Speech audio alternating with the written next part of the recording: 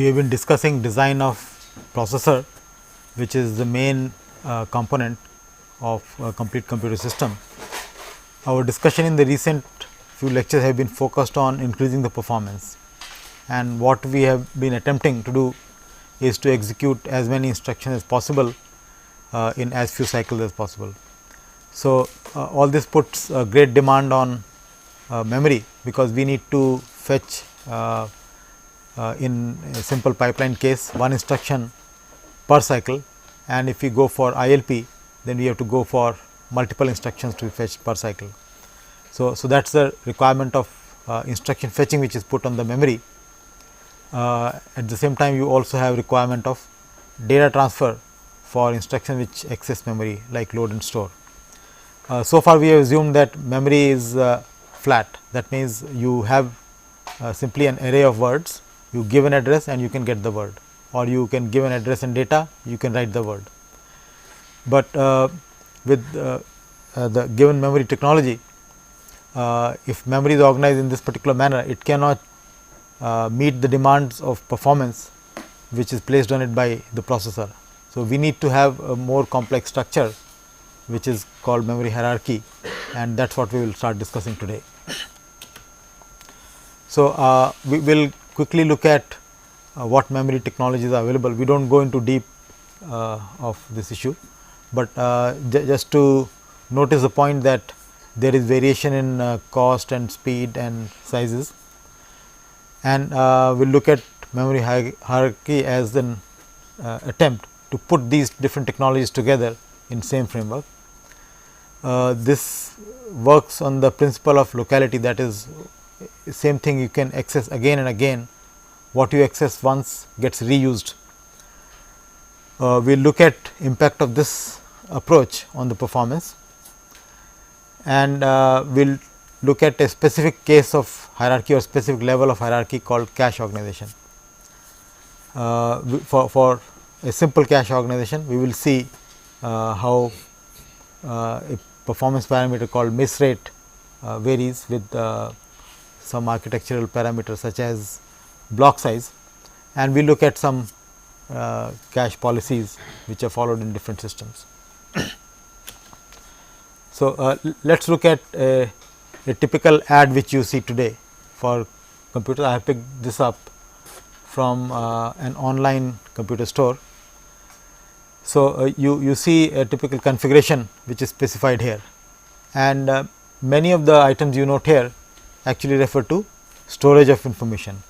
For example, you have cache, you are talking of L2 cache, RAM, FDD which is floppy disk drive, hard disk drive, CD. So, all these are technologies or media for storing information. Similarly, here you again see similar things.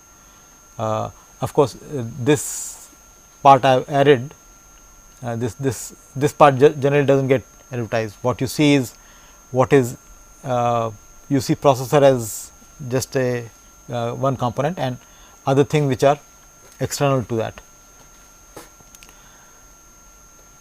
So, for example, there is typically several megabytes of memory, okay, which is called RAM or the main memory, and there are backup memory such as FDD or HDD.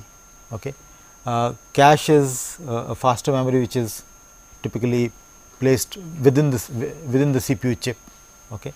Some part could be outside the CPU chip also. So, we will talk of those details later. So, you would notice that whereas one begins by looking at how fast the processor is, that is this gigahertz spec. So, you are talking of 2.4 gigahertz here. One also talks of various sizes of memory. So, size of memory is important, and how various types of memories have been put together in a configuration is important.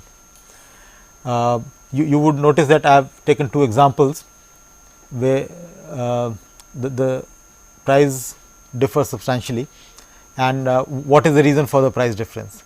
There is of course a better processor of you see same gigahertz or same rate of clock, but this is a more powerful processor in terms of the way it is internally organized and Also, the other issue is that the cache is much larger here. Okay. So, what is causing this price difference? One is a better processor. Okay. Secondly, RAM is same, but cache is drastically different. Okay. And of course, there is difference in some of the peripherals like 15-inch monitor and 17-inch monitor, but the cache is equally important as the processor. So, briefly we notice presence of different types of memory technologies. There is one category which is solid state or semiconductor memory. Okay. Here there are no moving parts involved, whereas you have magnetic memory which you find in floppy disk drive and hard disk drive. There are moving media, or optical memory as CD or DVD, these are also moving. Okay. In these, the difference is in terms of the way information gets stored.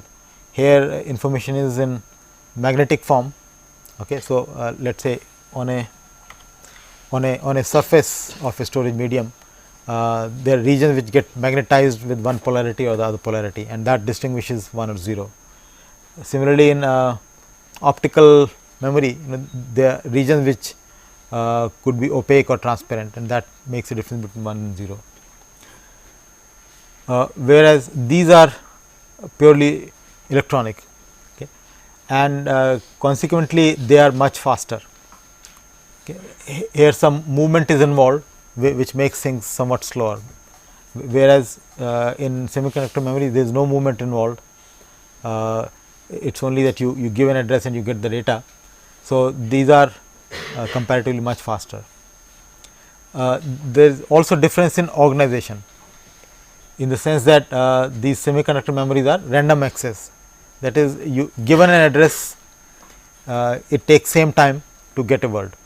Okay. So, all words are organized symmetrically, whereas in these memories which have moving parts, there is some sequentiality. So, you may be able to get some information faster, some information slower, because things are organized along tracks and one has to move along the track and also across the track in a sequential manner. So, these two factors, mechanical movement and sequentiality, make these memories slower. But on the other hand, the capacity which you get in these magnetic or optical memory is orders of magnitude higher than the semiconductor memories. So, you could either say that for same price you can get much more capacity, or you could say that the capacity or the cost of storage per bit or per byte or per word is much lower in case of magnetic and optical memories. Now, within each group there are differences. Okay. For example, DVD has much more capacity than a CD, HDD has much more capacity than FDDs. Also, HDD is faster, much faster than FDD. Within the semiconductor memory, where we will focus our immediate attention, is that you have registers which are placed as an integral part of CPU. Okay. They are very fast. Okay. Whereas cache memories and main memories which are placed outside are slower comparatively. So, within these memories, SRAM is faster than DRAM. SRAM, in SRAM the information is stored in terms of flip flops. Okay. So, you imagine cross coupled gates which can be in one of the two stable states 0 or 1, and information can be stably stored there. So, reading and writing or sensing the state of a flip flop or changing the state of a flip flop is much faster than what happens in DRAM, where information is stored in terms of charge on a capacitor. So, it takes much longer to charge or discharge capacitor. But again, typically there is a trade off between speed and cost. So, among these the technology which are slower offer you larger capacity and vice versa. So, the idea of hierarchical structure is to use not just one kind of memory, but several different kinds of memory and try to get the best of various properties. So, you will place typically the fastest memory close to CPU, next slower one after that, and the slowest one farthest away. And typically the one which is closest will be smallest in size, the cost per bit will be highest, and the one which is farthest will be largest in size, and cost per bit would be the lowest. So, now what you would like is to get an impression or get an effective feeling of having the speed of this memory and the cost or size of that memory. Okay. If you can get these two best of both worlds, then it is ideal. And in fact, the techniques which have been developed over years in organizing these hierarchical memories tend to give you almost that. Okay. So, you will get speed almost same as the fastest memory, and you will enjoy the capacity almost as much as the largest memory. So, what happens is that you would have information placed in various memories. The processor would start by trying to get it from the fastest memory, because that is an attempt, hopefully you will get it there. Okay. If you are able to get it there, then it is considered a hit. If you do not, it is considered a miss. Okay. So, one has to organize in such a manner that most of the time it is hit, let us say 90% of the time, or even 99 or 99.99, depending upon where we are in the hierarchy. One would target for very high hit rate or very small miss rate. Okay. That is the key. So, the whole requirement can be captured in one, if there is one single parameter which you need to focus your attention most, is this the probability of a hit or the percentage of the time you get a hit, okay, which you want to make it as close to 1 as possible. So, hopefully things will work nicely, you will get most of the time hit, the information will be organized in such a manner that it happens, but once in a while when you get a miss, then you go to the next level and try to get information from there. So, if you do not, same thing will happen at that level. If it is not available there, you go to the next higher level and so on. So, you are optimistic, try to get at the level 1, if you do not get at level 2, if you do not get there, go to level 3 and 2 and so on. So, the unit of data which you transfer when you go down the levels may also change, okay, and it is called a block. So, when processor is accessing the first level of memory, typically it will try to look for a word. Okay. Let us say there is a load instruction or you are fetching an instruction. So, you want to basically read a word, but when you do not find it here, you go to the next level. It is not necessary that you will look for just one word there, you may bring in more information, keeping the future requirements in mind. So, unit of transfer may differ as you traverse across the levels.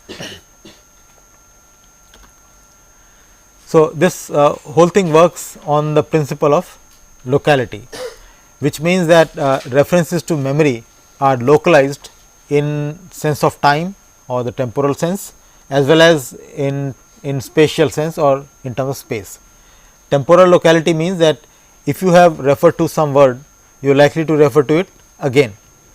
Okay. So, if you have accessed something and kept it a higher level in the hierarchy, you are likely to reuse it. Okay.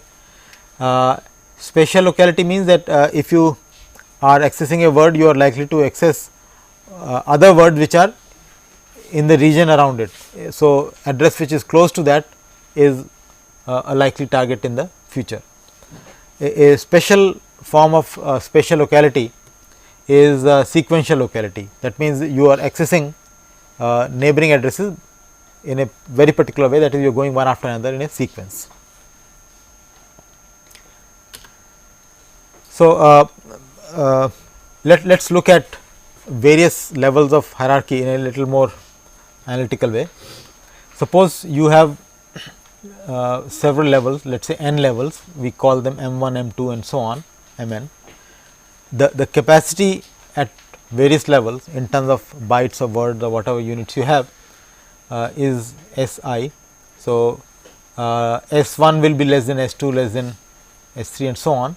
So, as you go down the level, the sizes increase. Unit cost decreases as you go down the level, okay. And access time have I missed out something? Yeah, okay. Access time will increase as you go down the level, that means things will become slower and slower. Okay. Now, in terms of these parameters, we can look at the total cost and total effective time. So, total cost is simply a weighted sum of costs at every level. Now, there are a lot of simplifications here. I am simply adding the cost of the storage, but there is also additional cost of controllers and interfaces and so on. So, just to give a broad picture, I am just looking at the storage cost. Okay. There are other overheads which need to be added in general. So, this is the total cost. So, now what you are given in terms of various technologies, these C values. Okay. When you are configuring a system or you are designing a system, what you are trying to choose is different values of SIs. Okay. So, depending upon what choices you make for given C values, you get an overall cost, right. On the other hand, the access time at level I is composed of individual accesses at various levels. So, tau I is the access time or the time which is spent at level I, but when you are actually accessing, when you are getting the data at level I, you would have gone through previous levels earlier. So, you the overall access time at level I is actually sum of accesses you have made at that level as well as the earlier level. So, T I is sum of tau 1, tau 2 up to tau I, and these taus are in increasing order as you go down the hierarchy. You expect the hit ratios or hit percentages also to be increasing as you go down. So, if you may have, let us say, 90% chances of finding something in the first level, but chances of finding it in the next level may be 99, next level may be 99.9 and so on.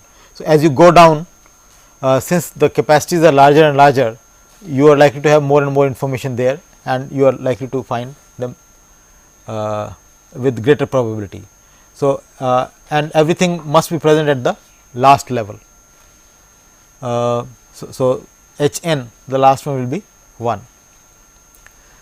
So, now the effective time overall is some combination, because sometime you may get information at level 1, sometime at level 2, sometime at level 3 and sometime at level 4 and so on. So, it is a combined effect, and it will take into account how often we do this, how often we do that.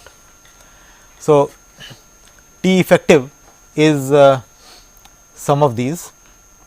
Okay. The probability that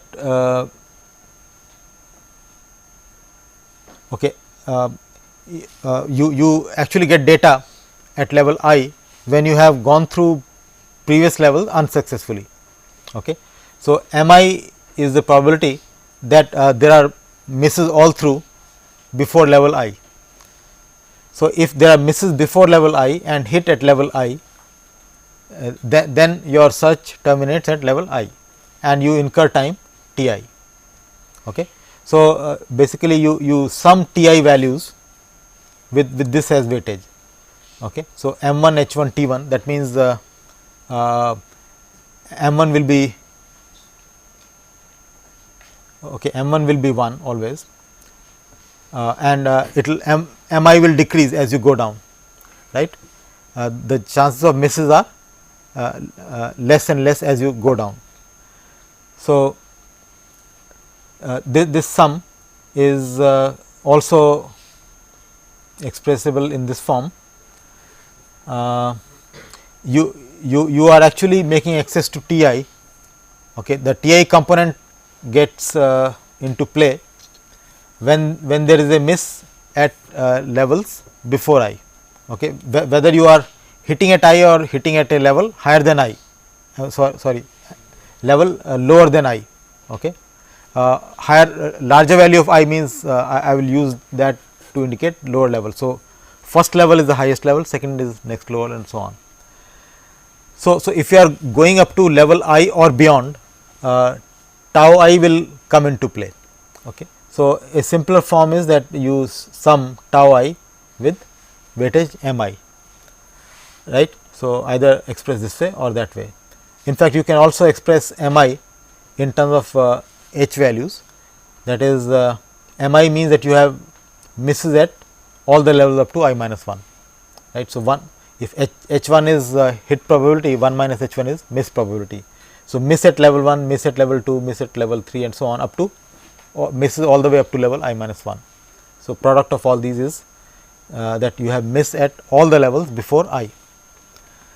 Now, what we are trying to say here now, basically there are two things which need to be considered, the total cost and the effective time.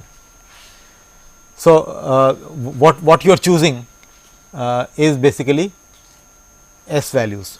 So, you are given different technologies characterized by C values and tau values, and you need to choose S values because S is going to affect the overall cost and S is also going to affect the miss probabilities at various levels, and one has to choose so that you get the right combination of cost and time. So, this is not a very accurate way of analyzing. There are many issues which have been actually somewhat overlooked. So, it is a simplified model, but what it tries to do, it tries to bring this cost and time together in same formulation. Okay. Now, so this was generally about hierarchy of memory. We would talk of two particular hierarchical interfaces. One is the cache, which is the first memory or first few levels of memory before the main memory. So, there is always a main memory which forms the reference point. So, before that the levels higher than that are called caches. You may have one level of cache, two levels of cache, and there are now systems with even 3 levels of cache. Okay. And what is beyond at lower levels beyond the main memory is called virtual memory. So, we will talk of main memory virtual memory interface, we will talk of cache and main memory interface. So, let us start with cache. The idea is very simple, that at any given time the cache, let us imagine only one level of cache in the initial discussion.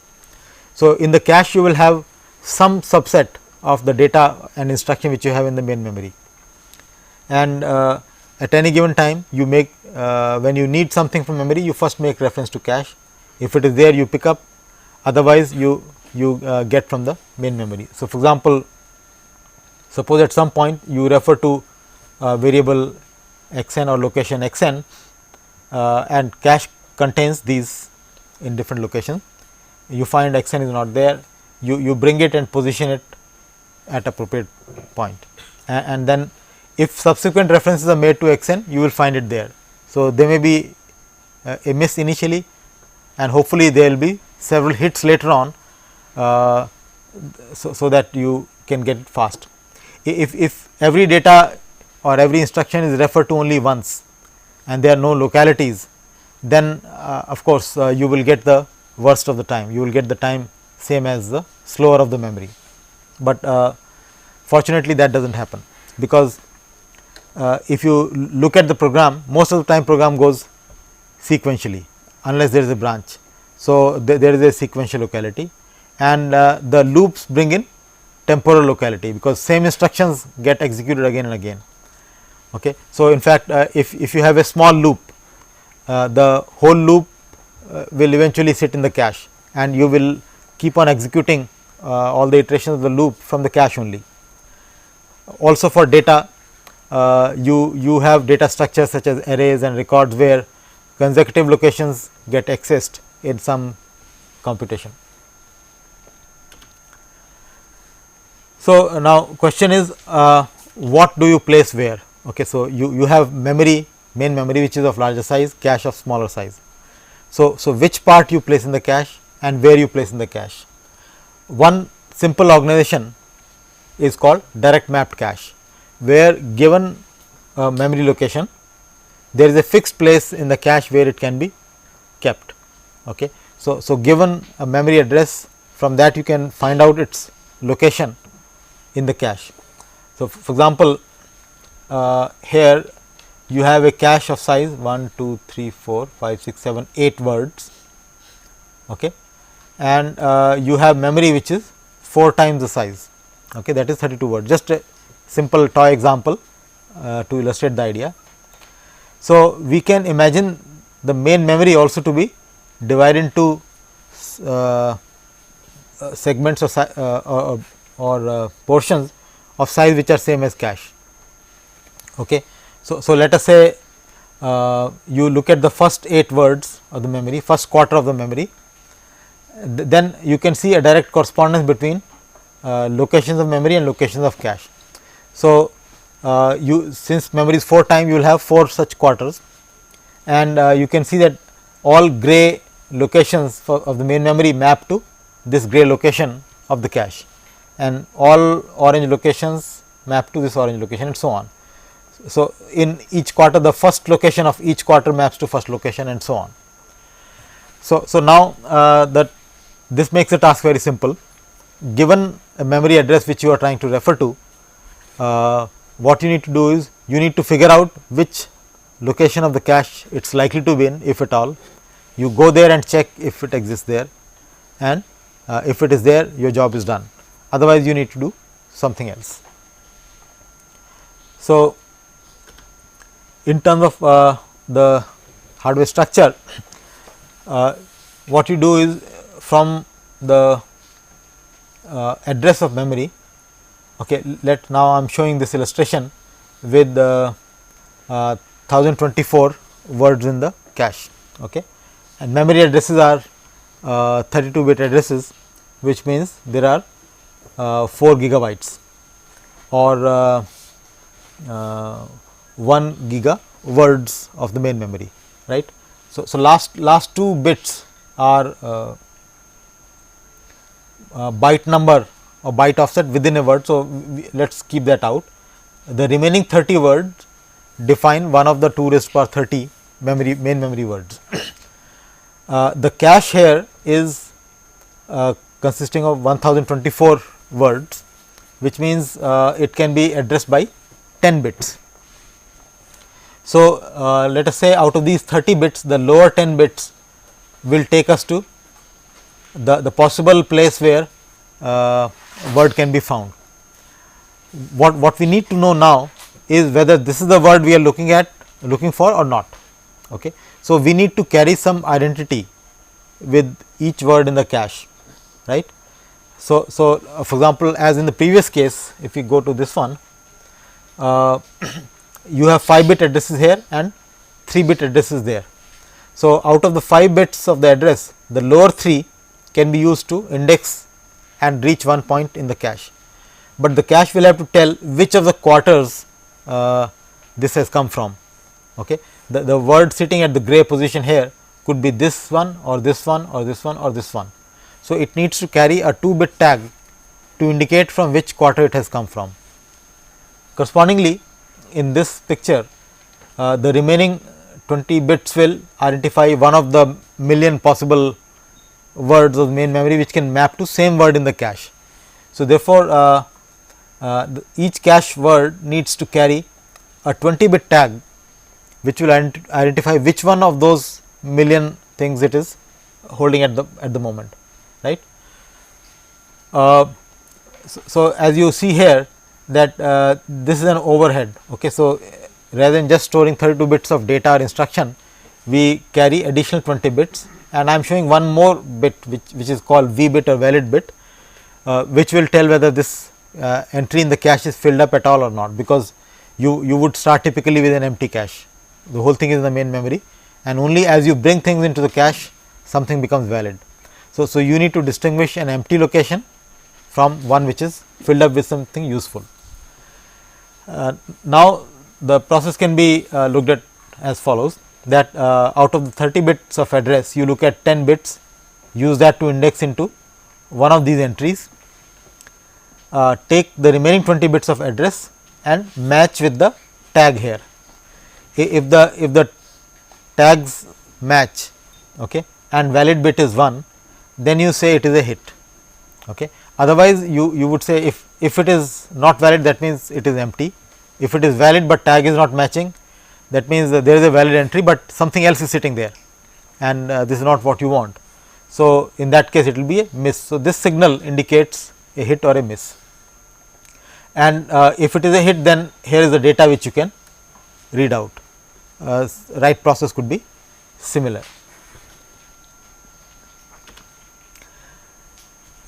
This was a very simple case where the block which I mentioned as the unit of data transfer between two levels. So, now we are talking of interface between cache and the main memory.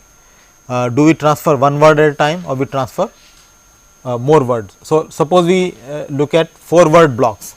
That means, every time there is a miss in the cache, you are going to get not just one word, but 4 words, with the hope that others will also be useful at a later point of time, because of spatial locality, okay, locality of space.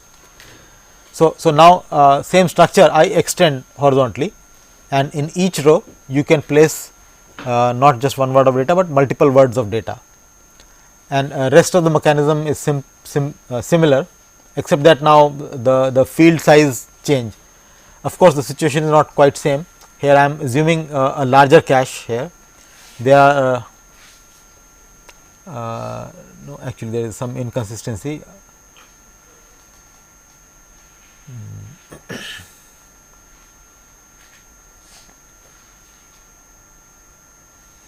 Okay, the cache is much larger here, but this number is not correct. I am assuming a 12 bit index here, which will, this should be 4095, okay, 2 to the power 12 minus 1. So, now there are 4000 odd blocks in the cache, each block consisting of 4 words. So, the total capacity of the cache is 16k words, and these 12 bits in the usual manner index into one of the rows. We do similarly tag matching. The tag size is different now, because more bits have been occupied by other fields. There are 2 bits now which specify a word within a block, and the last 2 bits will specify a byte within a word. Okay. So, to get a word which we are looking for, what we need to do is have an index into this whole array, okay, pick up one row, look at the tag and the valid bits first, do the tag matching and it with valid bit to decide hit or a miss. So, if it is a hit, you can read out 4 words and select one out of those 4 by using block offset or the word number within a block as a selection signal. So, this is the data which comes out, right. So, what is the advantage of having a block different from one, having a larger block? As I mentioned that with a larger block, you are trying to capture locality of space. So, if a word is missed out and you are getting from main memory, why not get more? Okay. So, with the hope that there will be in near future references to those words also, all right, and then you do not have to worry about miss at that time. So, one would expect that as block size increases, there will be improvement in the performance, or the miss rate will go down, which indeed happens. So, here is a series of graphs which show miss rate depicted as a percentage versus block size, and different curves correspond to different total cache size, right. So, you would notice for obvious reasons, as you increase the cache size, the miss rate is going down. For example, let's go across the curves. This the top one corresponds to 1 kb, the next one corresponds to 8 kb, 16 kb, 64 kb and 256 kb. So, as you are increasing the cache capacity, you are capturing more and more information and more likely that you will have a hit, and therefore, miss rates are lower. Secondly, as the block size is increasing, you are capturing more spatial locality. So, that there is a further decrease in miss rate as you go towards right. But peculiarly, you will find that after some point there is a tendency of miss rate to increase, and it is much more pronounced in smaller caches. Why do you think that could happen? The original values in the cache get replaced by the new values. Yeah, you are saying something close to what you are not worded it properly. What happens is that when cache is small and you try to make larger and larger blocks, the total number of localities you are capturing are much fewer. Okay. So, typically a program would behave that there will be few localities, that is in some region of the program you will spend a lot of time, another region you will spend a lot of time, and so there could be many localities in the program as well as in the data. So, you will be accessing some data structures more, you will spend more time with those, and larger block size means fewer blocks. Okay. So, when you are bringing a new block, you are also replacing something which is already there. You might end up in throwing away something which is useful, right, because there are only few smaller number of blocks which you can accommodate, and that is the reason why beyond certain point it does not pay you off to increase the block size. Okay.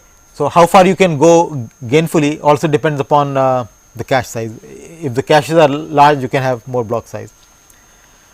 There is one more impact of block size which does not show up here, is that the time to process a miss will also possibly increase as the block size increases. So, the overall performance will not be, we will work on it in subsequent lectures, but overall performance is not just miss rate. Miss rate is a crucial factor, but we will derive the expressions for the overall performance or what impact cache misses have on the CPI. Okay, we have earlier seen that CPI is a key indicator, cycles per instruction. So, effectively we will see that processor spends more cycles in executing a given number of instructions, and that will be influenced by miss rate and also the time it takes to process a miss. So, with larger block that also becomes worse, and we need to take into account this whole picture. So, let me throw some light on what happens when a miss occurs. We are trying to transfer now multiple words between memory and cache.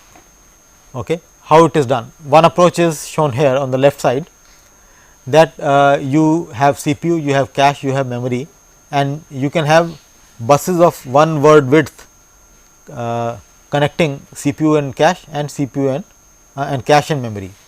So, now CPU cache connection is fine, that you are looking at one word at a time, but when you want to transfer a multiple word block between memory and cache, then each word has to come sequentially over this bus. Okay. So, one may tend to think of this kind of organization, that between cache and CPU there is a path which is one word wide, but between memory and cache we can have wider path, let us say 4 word wide. Okay. So, what it means that memory gets organized in such a manner that when you give an address you get 4 words simultaneously. Okay. So, there is of course a cost associated with having a path like this. Let us say your word is 32 bits, then 4 words would mean you are transferring 128 bits at a time. You have 128 bit bus which will make things expensive, but definitely it will give you better performance, that is in one bus cycle, not necessarily CPU cycle, one cycle of the bus you can get whole block transferred. There is another organization which tries to get again the performance of this at the cost of this organization. Okay. So, here we get good performance, but at high cost. So, can we get reasonable performance at a reasonable cost? That is the issue. What we do is we organize memory as banks. Okay. So, rather than making it a wide memory connected through a wide bus, we chop it into, let us say, 4 parts, call each as a bank and interleave the addresses. That is, keep address 0 here in bank 0, address 1 in bank 1, address 2 in bank 2, address 3 in bank 3, 4 here, 5 here, 6 here, 7 here, and so on. So, addresses are interleaved in this particular manner.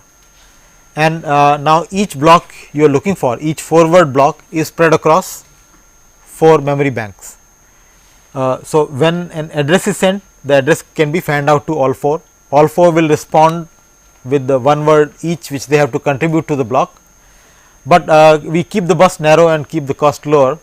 So, that the words get transferred one by one. Okay. So, memories have some excess time.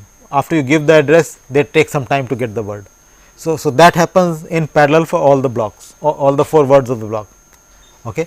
If you have narrower but faster bus, then these words, once you have got them from memory, can be quickly transferred to the cache.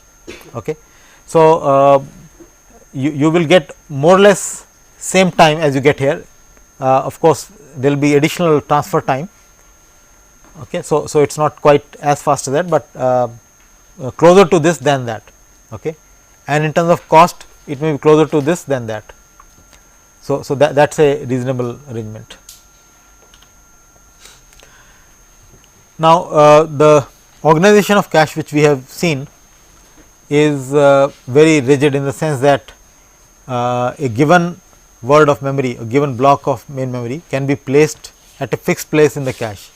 So, that also causes problem, because every time you bring, you may possibly replace, and if you happen to be, if your program happens to be in a state that it is quickly referring to 2 or more locations which are mapping to same location in the cache, then you are doing very badly.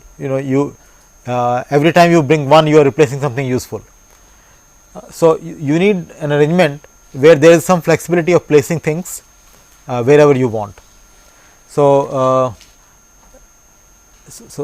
look at the picture on the left, where I am showing a direct mapped cache, and now